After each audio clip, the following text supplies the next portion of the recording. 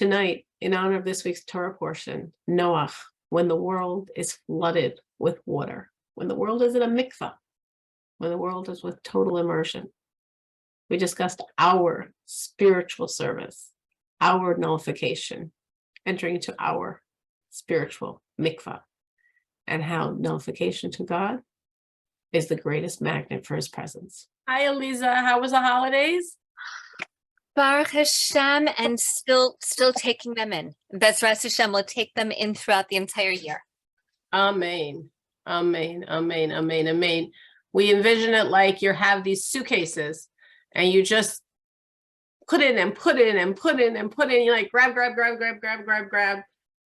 This overflowing, overstuffed, definitely overweight suitcase with everything from Rosh Hashanah and everything from Yom Kippur and everything from Sukkot and everything from Shmini Atzeres and Simchas Torah, and it's all overflowing, and then you get a year to unpack.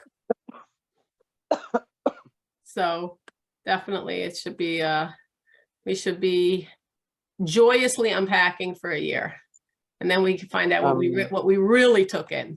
We had what we thought, but we'll see what Hashem really put in those suitcases. So this week's Living with the Times, Parshat Noach. And of course, Noach is about the flood, which very interestingly, the sages call May Noach. The flood rained 40 days. The world was immersed in water for a year, is called the waters of Noach. You could say that's not so nice. I mean, Noach was the good guy. He was the righteous one. He was a tzaddik. He, in his merit, humanity lives on because he was righteous enough to be saved himself and his, I'm sure, very righteous wife, and their somewhat righteous, somewhat not righteous children. So Noach was definitely the tzaddik of the situation, and yet the waters of the flood are called Mei Noach, the waters of Noach. So Kabbalistically, it's explained the reason why these waters are called Mei Noach is because these waters were actually waters of Noach, waters of comfort, waters of nachas, waters that were actually a mikvah for the world, meaning it rained for 40 days and 40 nights, because there's the concept of 40, just like a mikvah needs a ritual measure called a sa'ah of water. How many sa'ahs? 40 days, 40 sa'ah. What's a mikvah? A mikvah is the point of immersion. In Hebrew, tivul. The immersion of the mikvah, you take that word tivul and you switch around the letters, it's bitul. Tivul, bitul. If you can't see it in your brain, trust me on it. Immersion, bitul. Nullification. So the world in our parsha, the world was in a mikvah. Just like when we go into a mikvah, it's 40 sa'ah. Why is it 40 sa'ah? Because that, we're told, is the amount of water needed that a human body can have complete immersion, meaning can have complete nullification, can be completely under the water. When you're in a mikvah, it's total immersion. In our spiritual service, bitul, getting out of self.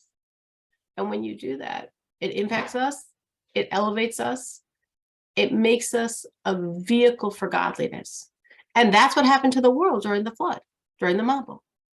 During the flood, the waters were the mikvah for the world. They cleansed the world. That's why we call it Mei Noach, Noah's waters. Mei Noach. Noach means, Kabbalistically, we're told it means naicha derucha, a nachas ruach, a positive spirit, a cleansing spirit, a good spirit. The flood was a positive spirit, a cleansing spirit, and a good spirit. Yeah, because it cleansed and purified the world as the world was submerged under these waters. We're told the waters were 15 amos higher than the highest mountains. I was actually tempted to Google because it's so easy. What is the highest mountain and how high is it? You know, how tall is the tallest mountain in the world? But however tall that tallest mountain is, there were 22 feet of water above that around the entire world. I was envisioning, as I was learning the Chumash of this week, usually you think of the globe as like blue and green, the blues, but the greens. But imagining looking at all there is blue. And then there's this tiny little speck bobbing in the blue.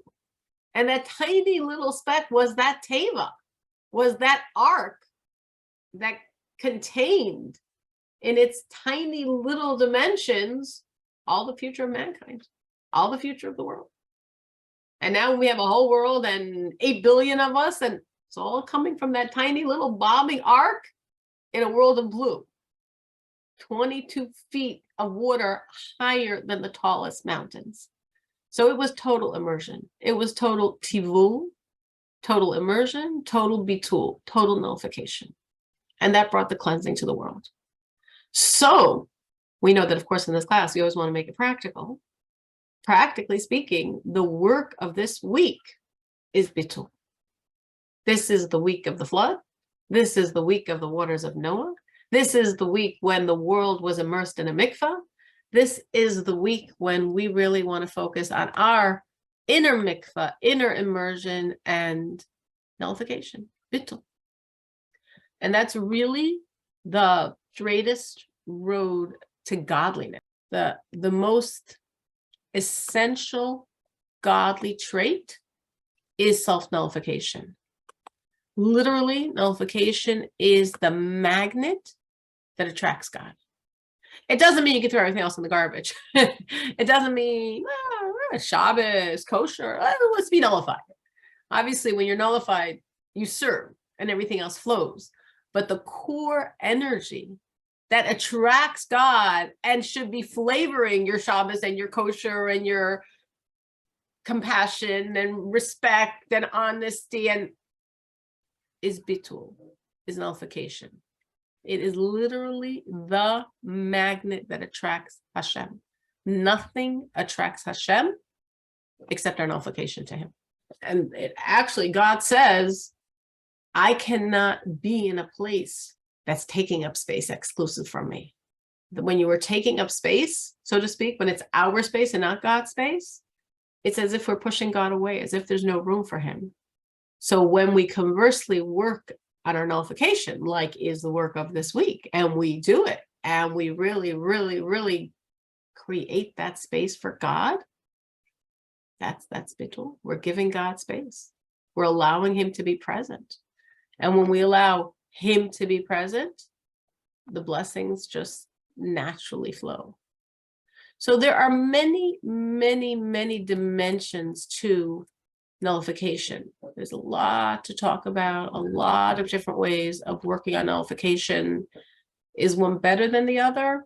There's so many levels of nullification. They're all good. They're all work we need to do. They're all ways of bringing God into our life. One way of understanding nullification is really in a very inner way within ourselves, finding inside ourselves that space of God, that space of nullification. In our space of nullification, we hear our own godly voice. Sometimes we don't know what to do and we hear a lot of other noises. We want to put ourselves in a space of feeling nullified to God, of being quiet and allowing that God voice to be heard, to know inside ourselves what we're supposed to be doing. Sometimes if you're in an altercation with another person and you access your nullification, then it removes the negativity from the situation. Because even sometimes when we feel we're the victim and we're being wronged, but our ego still can get in the way and still can make something more negative just by virtue of our own, our own ego knee-jerk reaction to being wronged. And sometimes when you look at someone and you're in a nullified space, it doesn't make a difference what they're doing.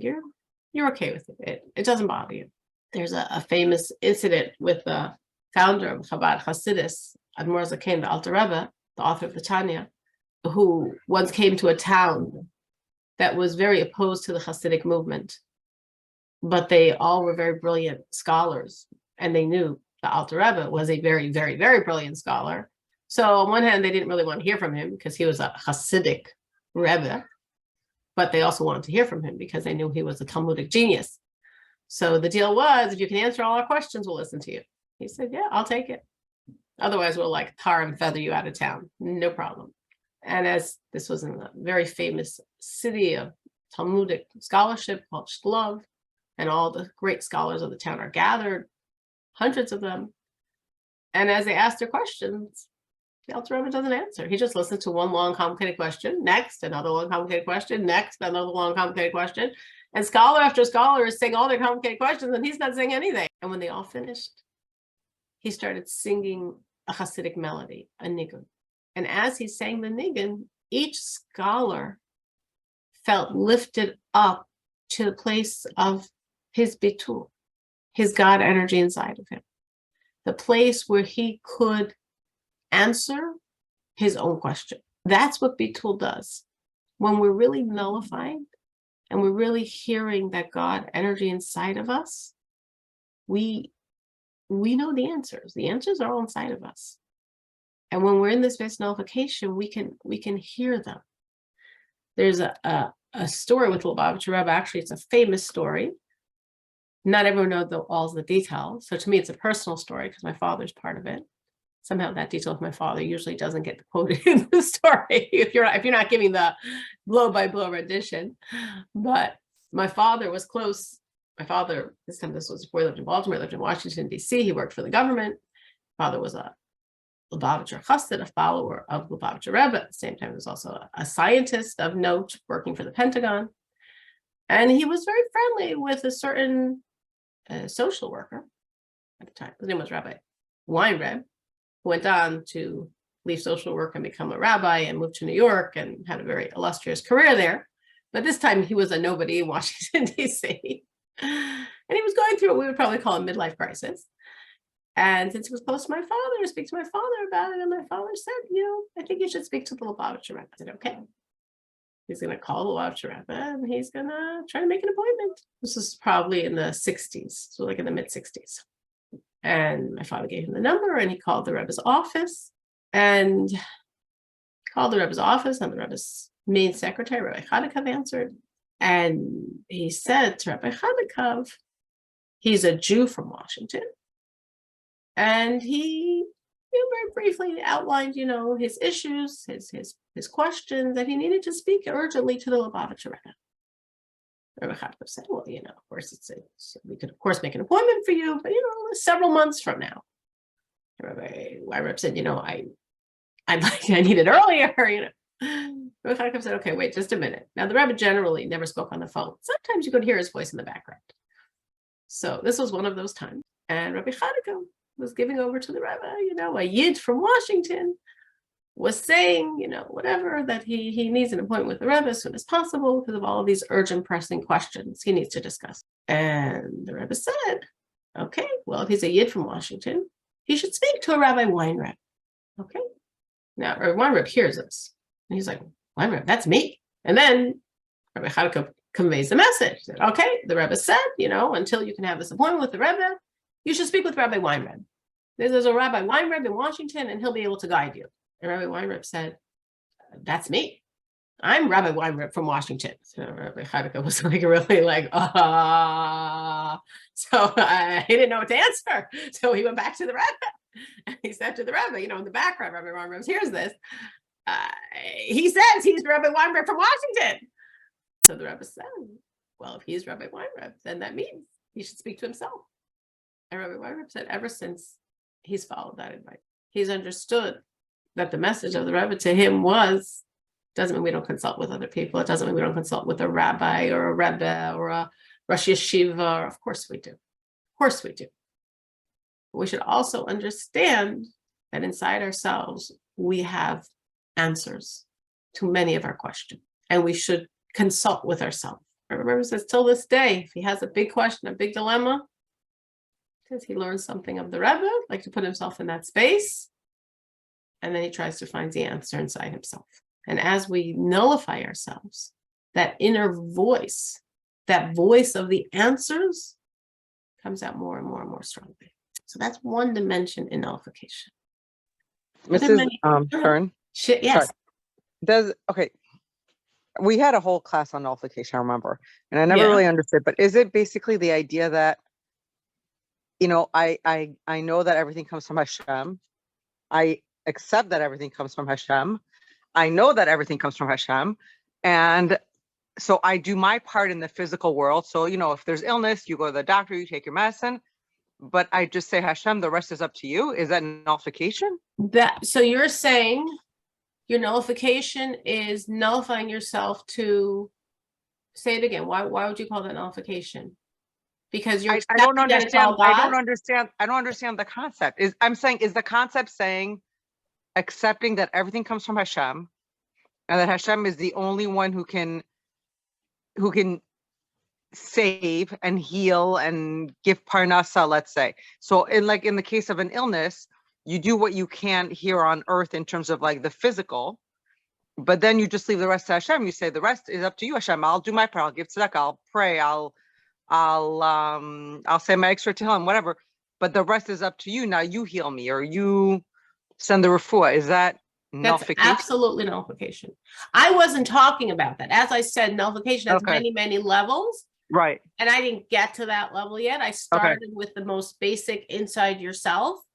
But Okay. 100%, when a person says, Hashem, I have done my part, and now I'm nullifying myself to you. And I know you're the ultimate healer. You're the ultimate source of income. You're the ultimate one that creates salvation. And I'm calm and trusting and secure, knowing it's you. Yes, I'm being very nullified. Because our nature in these situations, like you're saying, is to be very stressed and tense and worried and tittering and what can I do? Well, I did, but what can I do? Well, I can't do it. So for a person to put all that aside and say, no, I did my part because God put us in this world to do our part. And he wants us to do our part. He doesn't want to have to break nature. He wants to work with nature. So I went to the doctor, or I had a job interview, or got career counseling. I did my physical part, but I said, that's it, I'm done. There's nothing else to do. It's interesting. I was saying before about my situation, that I didn't know where I'd be staying, when I went to New York. We were talking about that before the class. And I really said that to myself. I said, I'm totally calm. I didn't tell anyone in my family any of the backstory of what was going on, of having a spot or not having a spot. I said, I'm trusting you, God. It's going to work out. There is nothing I can do about it, so I'm doing nothing about it, but I'm trusting you it's going to work out. So yeah, that's being nullified. That's just saying, Hashem, it's in your very capable hands. Again, if there's something I can do, I have an obligation to do. But I have nothing left to do. I maxed out all my opportunities. No problem.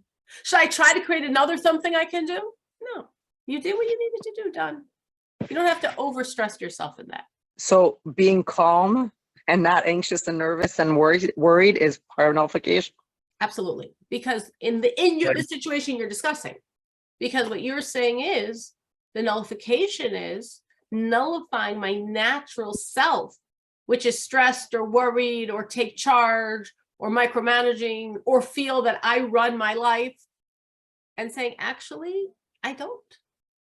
Actually, it's God's world. So I'm nullifying myself and my false sense of control to God's reality. And how do I show that I'm nullified to God's reality? Because I'm calm and trusting and joyous and waiting to see his miracles. So that is definitely nullification. As I said, there are many levels of nullification, but what you're talking about is a very, very core part of nullification.